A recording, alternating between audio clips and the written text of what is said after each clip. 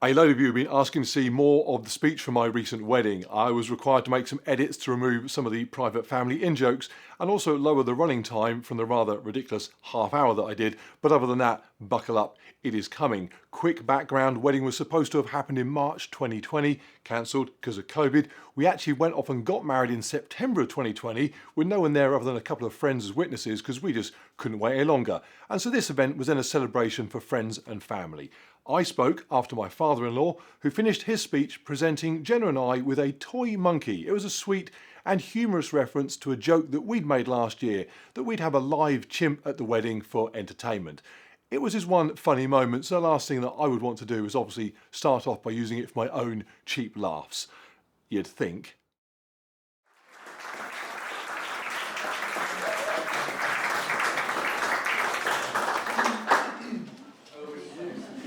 I should start off by saying that Jenna's gone vegan, and so using an animal as a commodity like that is actually now deeply offensive.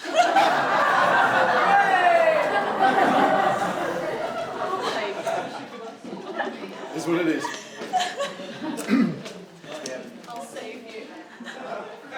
Can I just start by saying, on behalf of my wife and I,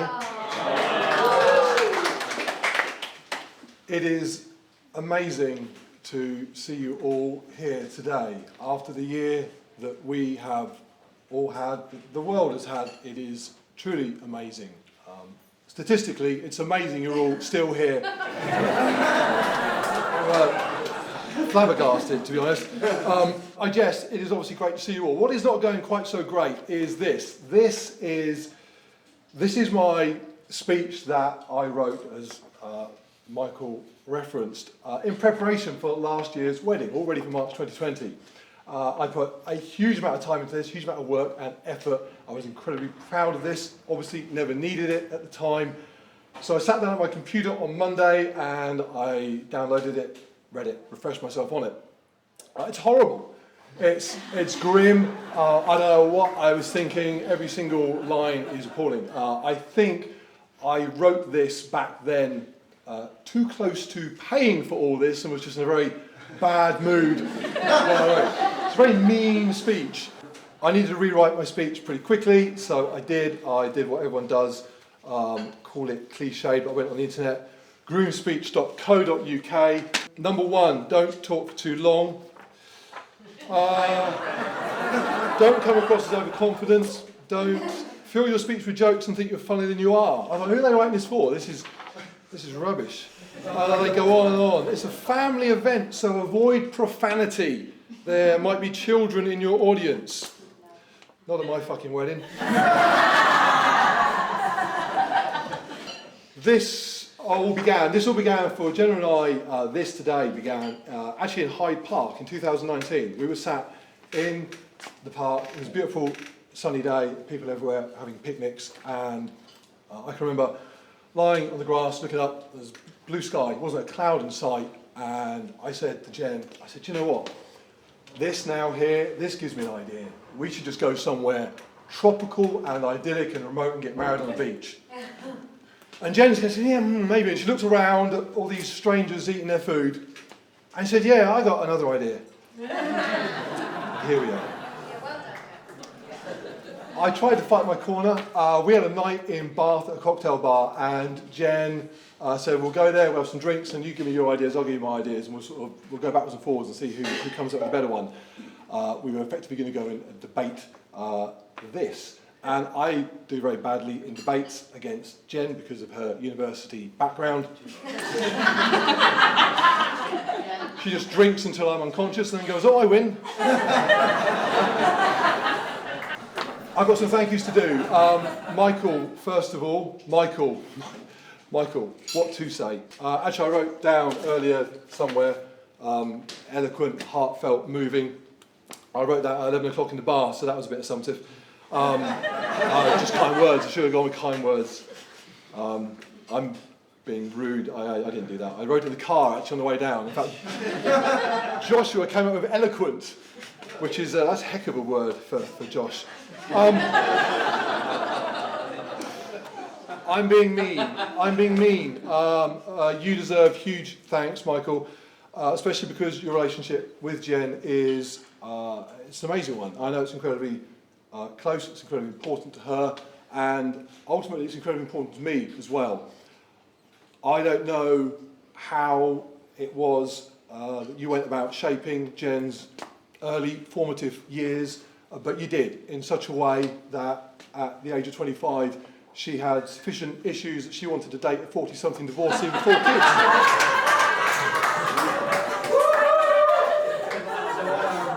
I'm eternally grateful for that. Come, Mikey!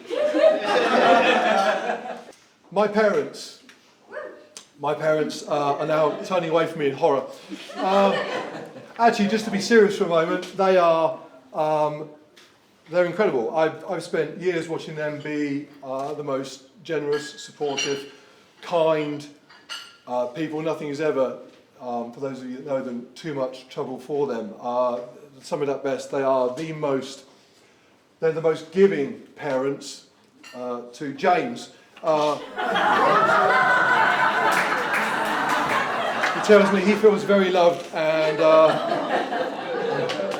little bit jealous. My dad, funny enough, my dad never thought this day would come. We had a rather long engagement, and then obviously the coronavirus stuff. He thought we would get married. He just didn't think he would still be here to see it. But he is, and I knew he would be, absolutely knew he would be. I had no doubt whatsoever, 100% knew it. I bet he'd be here. I literally bet he'd be here. Chloe owes me £20. Mum, you were down for 40, you pessimist.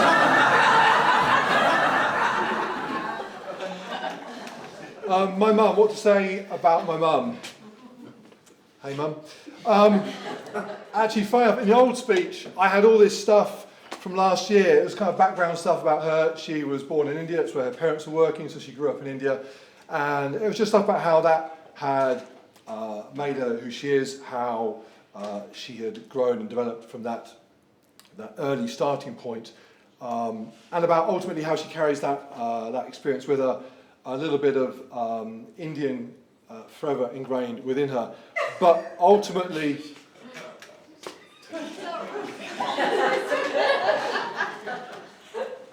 it's quite serious. Joe, she got put on a plane. She got put on a plane when she was 7 years old and sent to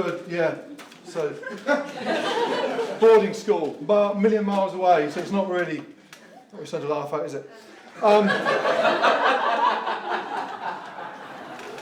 I still want that 20 quid as well. Seriously, they are truly borderline perfect parents. For me, they've always let me do what I want, and it's led me here, so that can't be too bad. Dropping out of school at 16, they were, fine. Motorbikes. My mum actually helped me buy my first motorbike. Having my kids a bit young, they were a bit, they were not quite so good. But in general, they just let me get on with it, and I don't think I'd have half the cool things I have, or have done half the cool things I've done, if it weren't for them in the background, like a sort of mildly disapproving safety net. I am genuinely very, very lucky.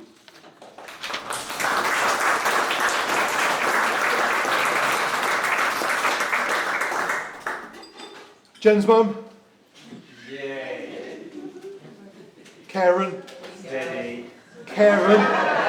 I was told very specifically, many, many times, get it right, say Karen, do not say Karen. So, new mother-in-law, I hope you appreciate, finally, after all these years, I've actually managed to pronounce your name correctly. Spell it Karen, so if you can just make names up, I might as well go with Kevin, but I'll go with Kevin.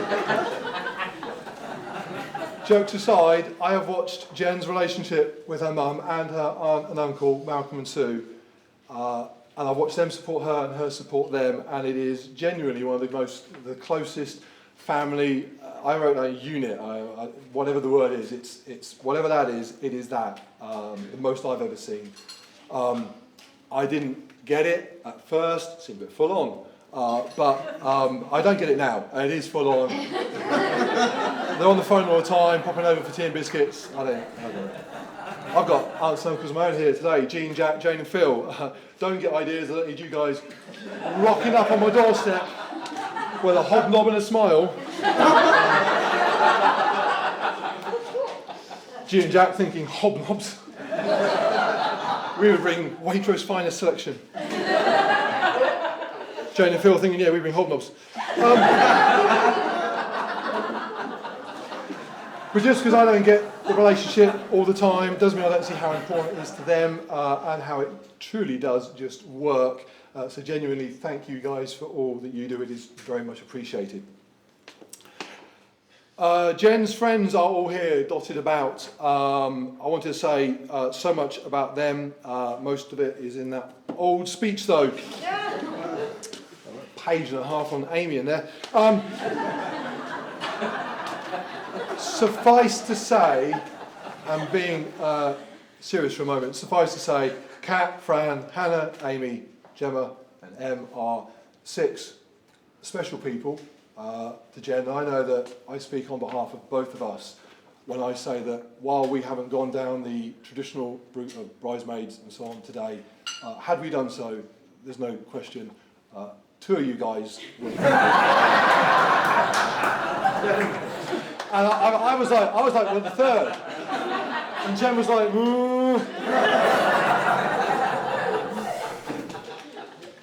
coin toss. I want to just quickly single out Kat. Kat did something amazing a long time ago. She sent a text to Jen. We'd only been together a very short time, 2 or 3 weeks. Let me tell you what that text said. Forget Mark. Starts off well, doesn't it?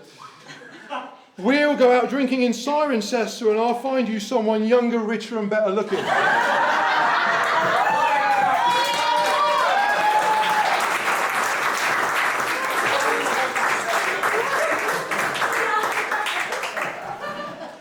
I thought 2 things when I read that all those years ago. I thought, number 1, if I ever get married, I'm raising that in a speech. And number 2, younger, richer, better looking in Cirencester. Fucking doubt it.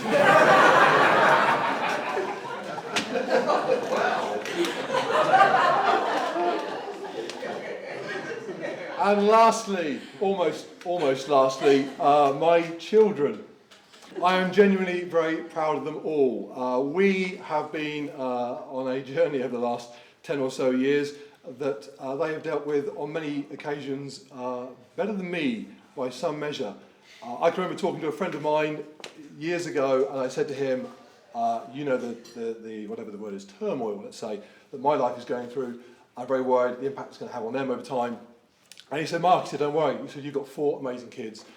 If half of them go off the rails and end up in prison, you've still got 2 left. Today, only one of them has even been arrested. So, what did he know?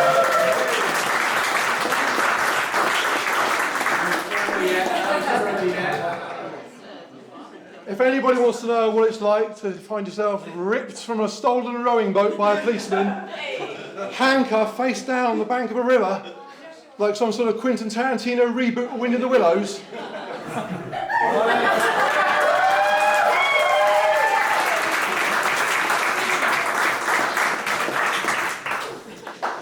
Go ask Joshua. And lastly, literally lastly, my wife.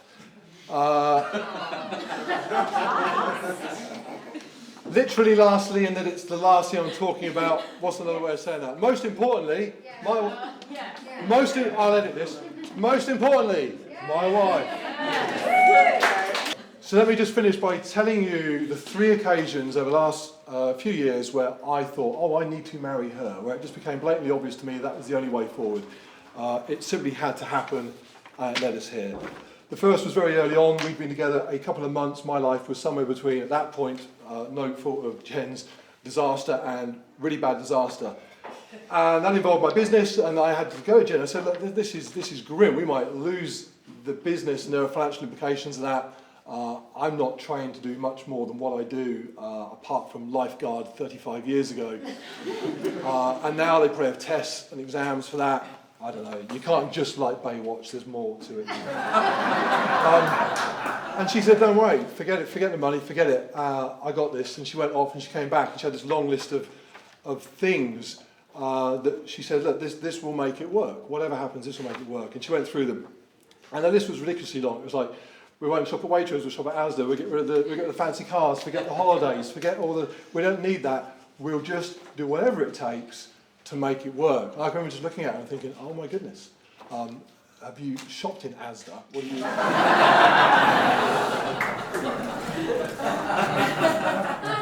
But I also thought I probably do need to marry her at some stage.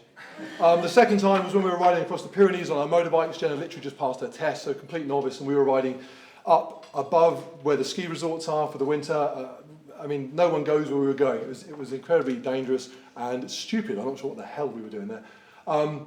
And we encountered the worst storms they'd had out there in years, and we found ourselves basically stuck on the side of a mountain. And there's a whole story she can tell you about then falling off and how she threw the lovely motorbike I bought her over the edge of a cliff, and how heroically I went and rescued it. But that's not what this is about.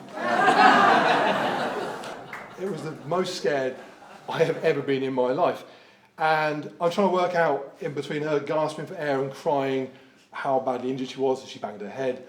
And she just kept saying, thank you, thank you. And I was thinking, I booked the trip, I got us the bike, said I didn't check the weather. Everything that's happening now is because of me. I'm not sure you should be thanking me.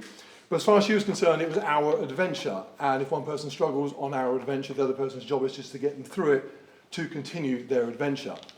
And I thought, wow, she banged her head.